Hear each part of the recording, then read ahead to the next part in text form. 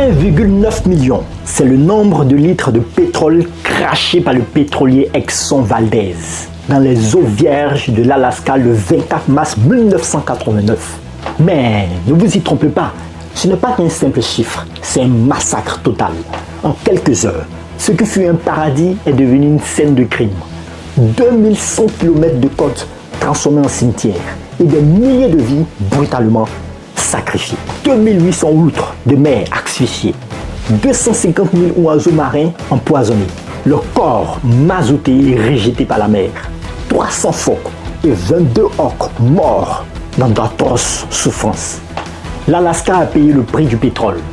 Ce n'est pas un accident, c'est un carnage. Voici la chronique de l'Exxon Valdez.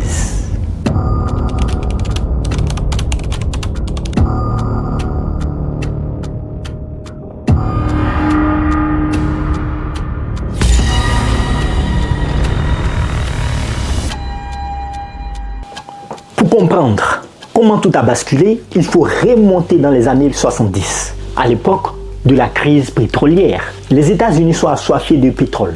L'Alaska, avec des réserves gigantesques, est la réponse.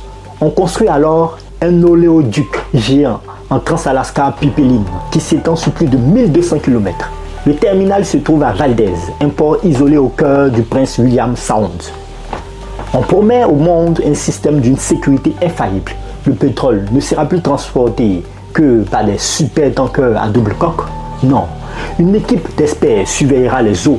Un plan d'évacuation d'urgence est mis en place, capable d'intervenir en quelques heures. Et aussi, pour gérer la moindre fuite, on promet la protection de l'environnement. Quoi qu'il arrive, c'est un mensonge. Les compagnies pétrolières ont économisé sur les coûts. Les promesses ont été oubliées et les règles de sécurité sont devenues des suggestions. Le capitaine Joseph Aswood est à la barre du Valdez. C'est un marin expérimenté, mais ce soir-là, il était fatigué. Il a travaillé des heures et il a eu un rendez-vous avec le destin.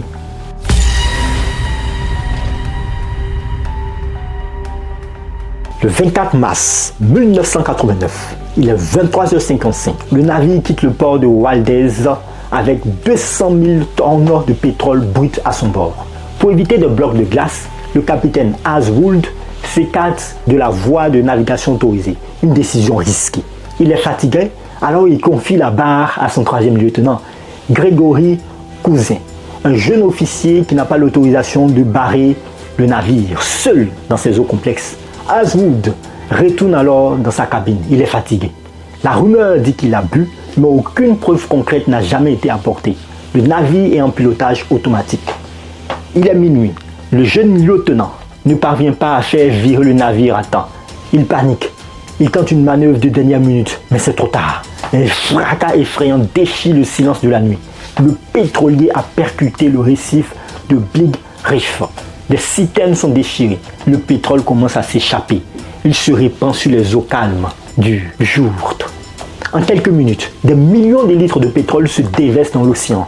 La marée noire, la plus grande de l'histoire des États-Unis, à l'époque, a commencé. Les témoins racontent le chaos. Quelqu'un disait, les pêcheurs locaux voient des boules de pétrole arriver sur leur ligne. Les scientifiques à terre sentent une odeur nauséabonde et voient le ciel s'assombrir. La panique s'installe. Les oiseaux marins se posent sur des étendues qui ressemblent à de la glace noire. C'est une erreur fatale.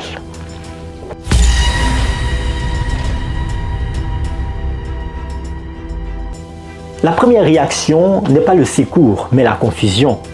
La compagnie pétrolière Exxon met des jours à réagir. Le plan d'urgence, qui était censé être une solution miracle, n'existe pas.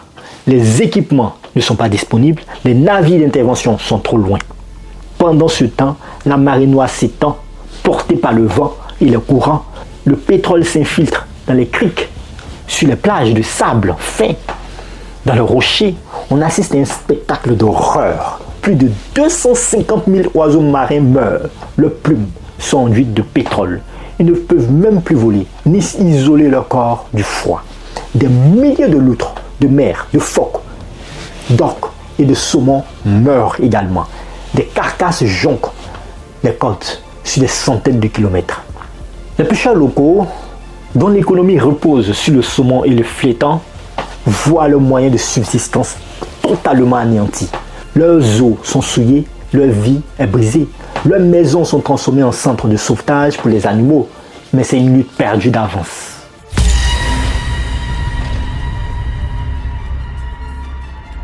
Exxon a rapidement rejeté la faute sur le capitaine Hazelwood, le présentant comme un alcoolique et un irresponsable. Les médias se sont emparés du bouc émissaire, mais l'enquête a révélé une vérité bien plus complexe. Le capitaine n'était pas un seul ou n'était pas le seul coupable.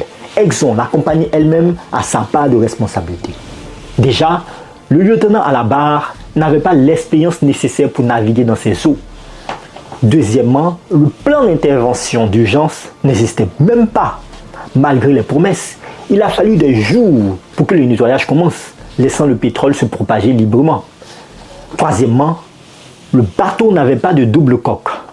On a préféré la sécurité économique à la sécurité environnementale.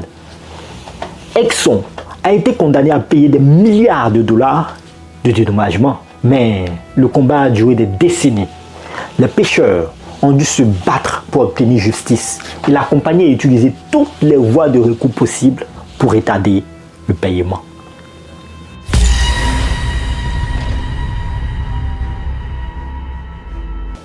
La marée noire a disparu de la surface, mais ses traces sont toujours là, sous les roches, dans le sable, dans les sédiments. Les scientifiques estiment que des milliers de tonnes de pétrole sont toujours enfouies sous la surface. La vie marine, en particulier les orques et les araignées, ne s'est jamais complètement rétablie. Les traces de contamination persistent encore aujourd'hui. Sur le plan humain, l'héritage est tout aussi lourd.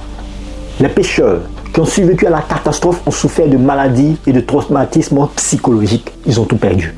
L'Alaska, autrefois un sanctuaire, est devenu le symbole de l'arrogance de l'industrie.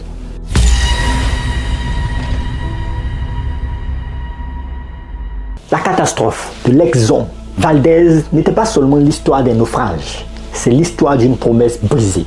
C'est le résultat d'une série de choix humains, de la négligence à la cupidité, qui ont transformé un écosystème en un cimetière. La prochaine fois que vous verrez l'océan, pensez à l'Alaska.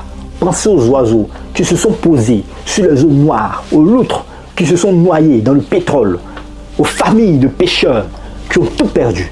Et rappelez-vous que la plus grande menace pour notre planète n'est pas toujours ce que l'on voit, mais ce que l'on refuse de voir. Et ne l'oubliez jamais.